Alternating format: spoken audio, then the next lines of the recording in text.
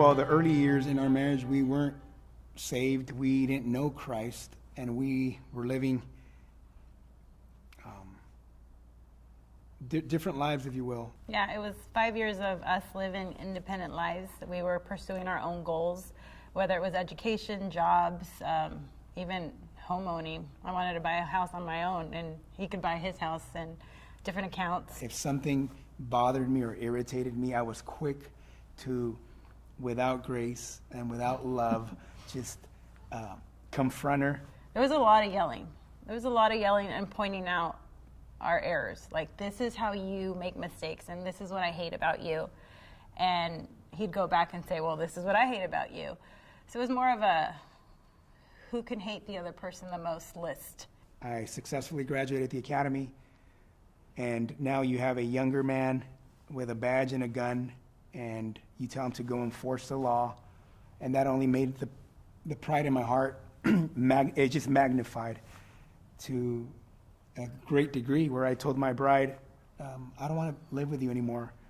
At first I thought I had it. I thought, this is perfect timing. I can get my job as a nurse, and he's now a sheriff, and we'll pursue our dreams and our careers. But it wasn't so. I became sad, depressed. I felt lonely, and that's when I cried out to the Lord. As I read the Bible, my heart broke. Because at first, when I was feeling depressed, I was also angry at him for him coming to ask me for a divorce. I thought, how dare he ask me for a divorce? I'm the best thing that ever happened to him. But the best thing that happened was for him to ask for that divorce, because it really brought me down to my knees and realizing my sinfulness. And I repented. So I became the beneficiary of all these godly attributes. In a sense, I was liking it because my wife was serving me, but I couldn't understand it. God grew a love for Danny that was unexplainable. And I didn't look at him with anger. I prayed and I pleaded that the Lord would save him. I prayed for our marriage to be restored, but I wasn't expecting that to happen. I prayed that if Danny was going to leave me, that my faith would be so solid and trusting in God that even if Danny left, that I would remain faithful and dependent on him. A friend of ours contacted me and asked me if I would be interested in playing music at the church. To which I told them, yeah, that'll be fun. I'll come check it out. And I did, and it turns out it was Faith Bible Church, Marietta.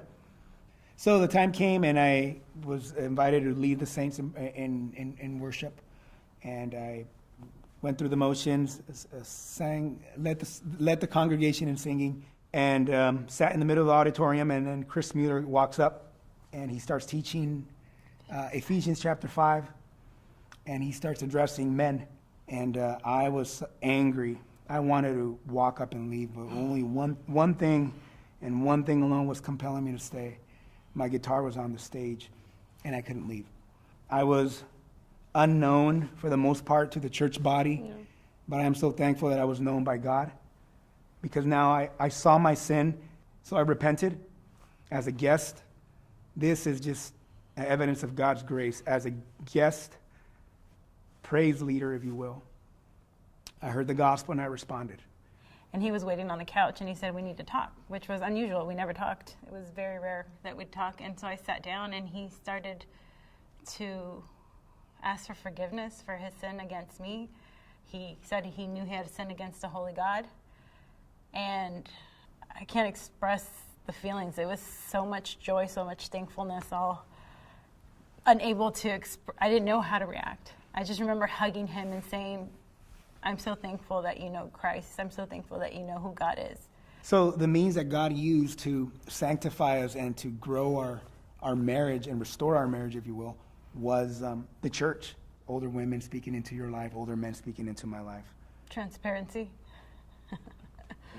I think just being honest of where you're at and confessing sin to one another, turning away from that sin, not justifying our sinful pattern.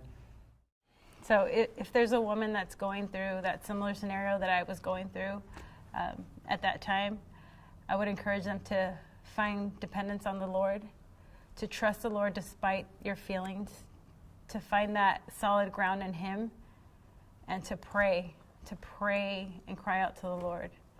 As I look over the years, the biggest takeaway of it all is that I need to love my wife like Christ loved the church.